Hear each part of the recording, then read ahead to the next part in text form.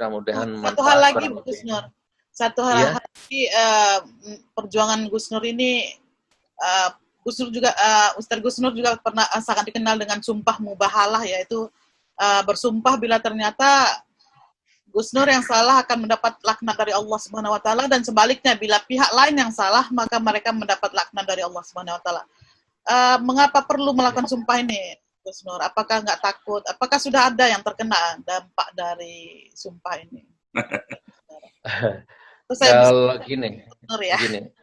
ya sebejat-bejat manusia, ya bahkan setan pun saya yakin nggak akan berani mempermainkan Al-Quran ya. Wallahualam, ini dalam tanda petik ya.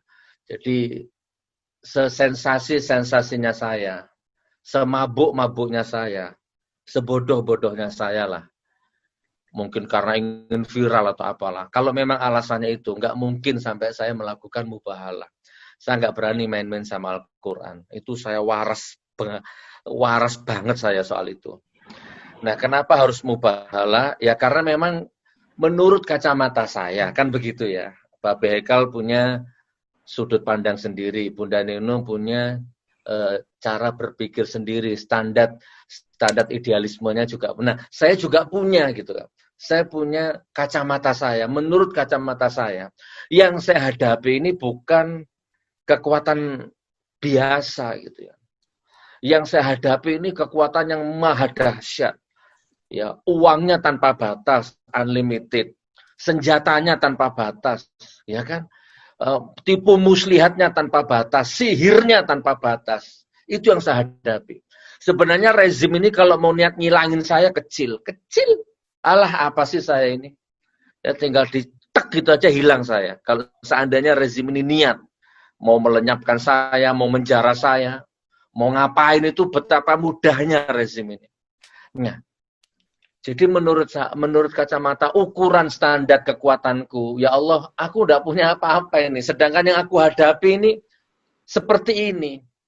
Maka saya nggak tahu kenapa tiba-tiba mengalir di dalam pikiran saya, oh mubahalah berarti sekarang.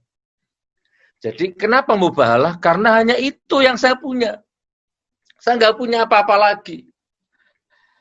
Hanya itu yang saya punya untuk menghadapi itu. Nah, ini versi saya. Orang bisa nggak cocok, bisa cocok. Wallahu alam. Karena kalau di dalam Al-Quran, mubahalah Rasulullah hanya sekali melakukan ketika debat dengan Nasrani Najran tentang Nabi Isa kan. Rasulullah sekali aja seumur hidup, nggak berkali-kali kayak saya gini. Ya, jadi itu hasil ijtihad saya. Kemudian mubahalah itu juga harus dua belah pihak. Nggak boleh, bukan nggak boleh. Nggak ada mubahalah sendirian. Harus ada dua belah pihak yang saling laknat. Itu syariatnya begitu. Nah, tapi saya kesampingan itu semua, yang penting tidak mengurangi nilai esensi. Saya lakukan ijtihad, saya lakukan perenungan. Sama saja presiden, menteri, ketika mau dilantik, dia disumpah di bawah kitab suci Al-Quran. Itu kan, menurut saya itu kan mubahalah juga itu. Ketika dia mau dilantik jadi presiden, jadi menteri, ada Al-Quran di atasnya itu. Dan dia dibacakan sumpah.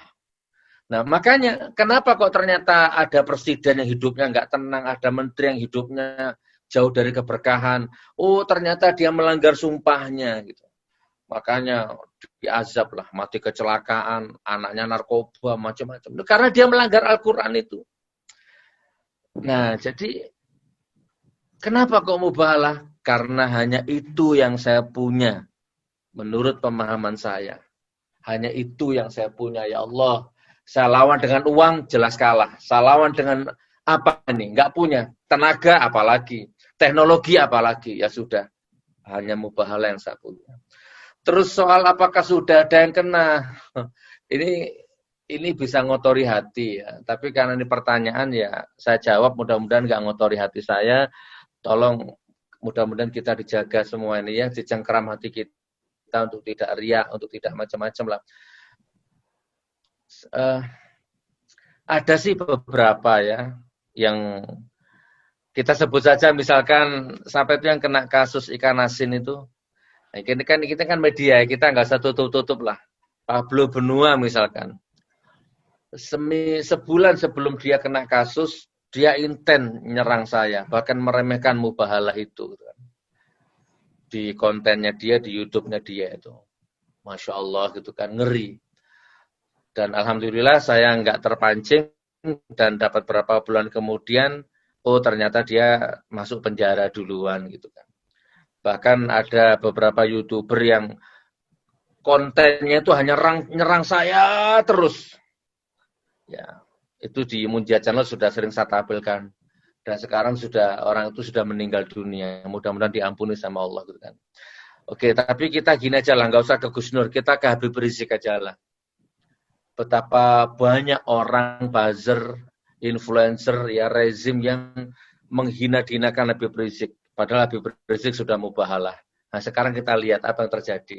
Habib Rizik semakin karomah hidupnya, semakin mulia hidupnya. Sementara bangsa ini, rezim ini semakin hina-dina.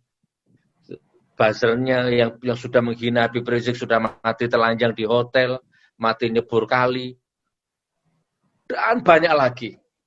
Nah, jadi kalau ada pertanyaan apa mubahalahnya sudah ada hasilnya, jangan saya yang menjawab, nanti itu bisa ngotori hati, tapi monggo di-searching sendiri di media sosial, banyak sekali gitu.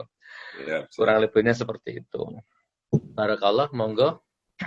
Terima kasih Gus Nur, keterangannya tadi betul-betul membuka mata kita semua. Apalagi. Ini sekarang